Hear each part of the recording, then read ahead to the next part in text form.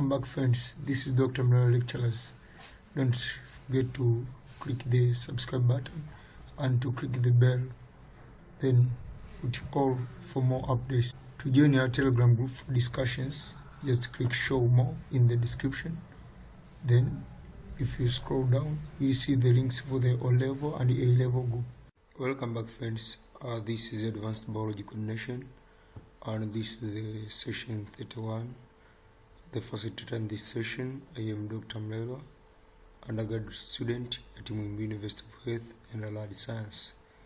So in the previous session, we ended up our discussion in discussing about the categories of neurotransmitters, and as I told you that in a part of categories of neurotransmitters, it's not all teachers they are teaching this part, and actually it's like kind of out of syllabus. However, some of the teachers they can ask you questions, so nilifundisha ili kutengeneza experience kwa wanafunzi na kwa na basic knowledge for those who will study biology or medicine in your future days, ili muweze kuelewa vizuri. Now in this part we are going to start our discussing about the sensory receptors. So in this session we'll discuss just an introduction, and then we will continue discuss about the sensory receptors in the next sessions, which will be conducted later. Now sensory receptors, we are saying that the coordinated activity of an organism relies upon a continuous input of information from the internal and external environment. Now, if this information leads to a change in activity or behavior of an animal, it is the stimulus. Kwa hiyo ili animal aweze kufanya vitu mbalimbali, anahitaji information toka kwenye either mazingira ya ndani au mazingira ya nje. Kama unakumbuka nilisema kwamba tunaposema internal environment manake nini? Internal environment manake surrounding of the cell. Tunapokuwa tuna cells, now the extracellular environment, yani mle ndani between one cell and another cell, that is what you call the internal environment. So internal environment is the surrounding of the cell. And when we are defining external environment is the surrounding of an organism. Now surrounding of an organism manake tuna air, tuna table, tuna chairs, tuna computer, tuna sim, and etc. So now stimulus can be internal or can be external. Naweza nikakupa one among the example kwamba among the example of internal stimulus ni pale ambapo body temperature inaweza raise due to fever.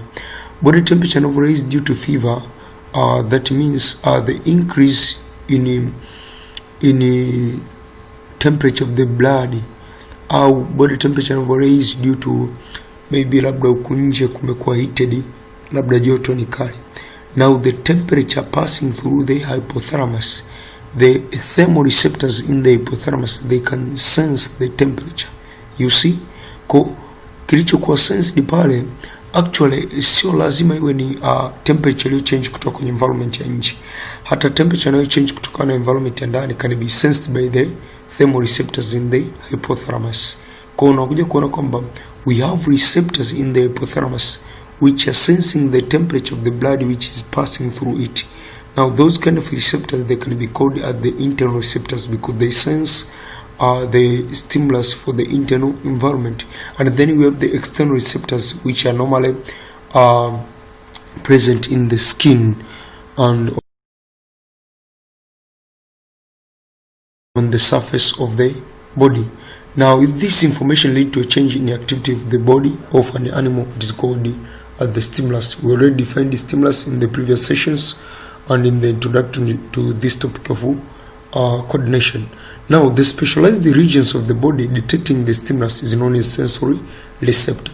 Kwa stimulus lazima iwe detected, kwa sababu tulisema stimulus lazima iwe inapelekea change, kwa inakuwa detected by the sensory receptors. And the simplest and most primitive type of receptor consists of a single neuron, which is capable of detecting the stimulus and giving rise to a nerve impulse passing to the central nervous system. We'll discuss later. For example, here we have the skin mechanoreceptors such as Pacinian corpuscle, one among the example of the simple receptor. Kwa hiyo hapo inakuwa na a single sensory neuron. Ile sensory neuron tulivyo discuss kule mwanzo tukasema a sensory neuron always is connected to the receptor. Now Pacinian corpuscle is one among the example of the simple receptor, which consists only of a single sensory neuron taking the impulse stimulus ikiwa stimulated kwenye hii mechanoreceptor ambayo ni Pacinian corpuscle. Tenda kuona baadaye Pacinian corpuscle ina sense for pressure. Kwa ikisha sense pressure, hii Pacinian corpuscle ina send the impulse to the central nervous system. So this one among the example of the simple receptors. We have many of them in the body. Also, more complex receptors are known as sense cells, consist of modified epithelial cells able to detect the stimulus. So the more complex receptors, they consist of modified epithelial cells and they detect the stimulus. For example, unakuta kuna cells ambazo zina sense odor kwenye pua. So they are just like modified epithelial cells, but they can generate the nerve impulse then to the nerve, and that nerve send the impulse to the brain. So these form synaptic connection with the sensory neurons, which transmit the impulse to the central nervous system. For example, mammalian taste bud. Taste bud is one among the example. Taste bud pia nimekwambia cells ambazo zinanusa harufu. They are also some kind of modified epithelial cells. So taste bud zenyewe ni kama modified epithelial cells ambazo zikisense zinapeleka kwenye a cranial nerve which transmit the nerve impulse to the brain. If I'm not mistaken, here it is the trigeminal nerves which senses for the taste, and then the taste they are taken to the brain.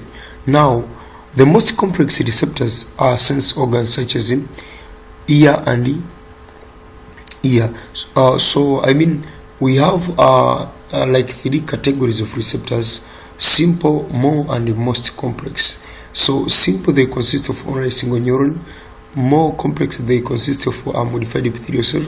And the most complex receptors, however, actually we can classify them into 2 major groups: the simple and the complex receptors, as we shall see later in the classification of receptor.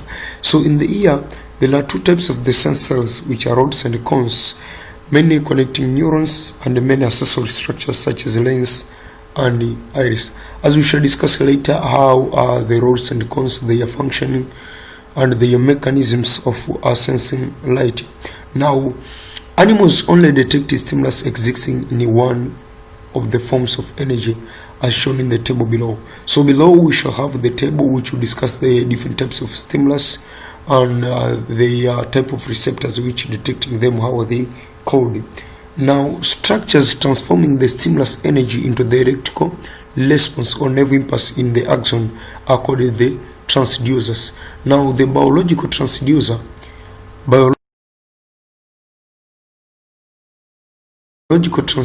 in this topic, transducers, we are calling them biological.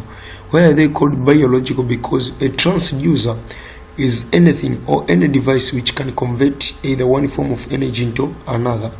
Now, a biological transducer can convert a stimulus into electrical response or a stimulus into a nerve impulse. That is a biological transducer. But in other aspects of science like physics or chemistry, we may also have transducers which transform one form of energy from another, kama ambavyo tulisoma kwenye form 1 topic of physics. Now, all receptors transform energy of the stimulus into an electrical response which initiate nerve impulse in the neuron leaving the receptor. Kwa receptor kazi yake kubwa ni to change the nerve impulse into the electrical response carried by the neuron. So a receptor does not transmit a impulse. Impulse is transmitted by the neuron. Receptor kazi yake ni kufanya transduction. Thus, receptor encode a variety of stimulus into nerve impulse which pass to the central nervous system, where they are decoded and used to produce the required response. So receptor, they convert a variety of stimulus, and then the generated impulse is transmitted to the central nervous system.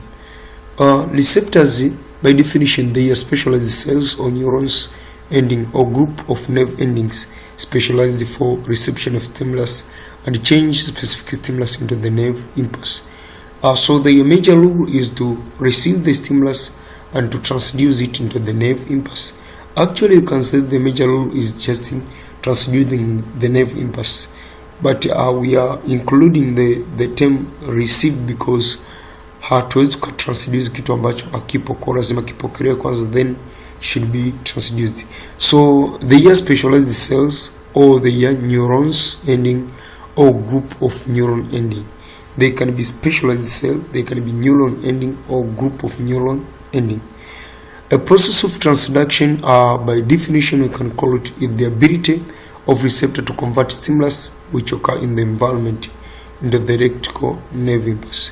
That is what we can call the transduction, conversion of the stimulus into the nerve or electrical nerve impulse. And the biological transducers actually is the extension of the terminology transducer, because transducer transducer is the wide term, so it's better to specialize as biological transducer, the structure which transform stimulus energy into electrical response, which is the nerve impulse in the axon. So receptor may be grouped together to form sense organs such as eye, ear, tongue, nose, and skin. And sense organs are complex receptors that compose a large number of sense cells, sensory neuron, and accessory structures. For example, when you are talking of the eye, it contains sense cells which are rods and cones.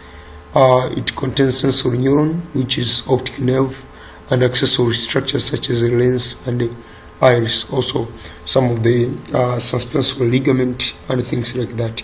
So an eye is the sense organ because it contains all three components: the sense cells, sensory neurons, and the accessory structures. Now in this session we end up here, because you can't discuss every aspect of the receptor in one session. The session will be very long. So in the next session we'll be discussing about the types of receptors and the categories of classification of receptors, how we can classify the receptors into different categories or into different groups. So thank you everybody. Let me wish you nice studies. Don't forget to share and to subscribe my channel.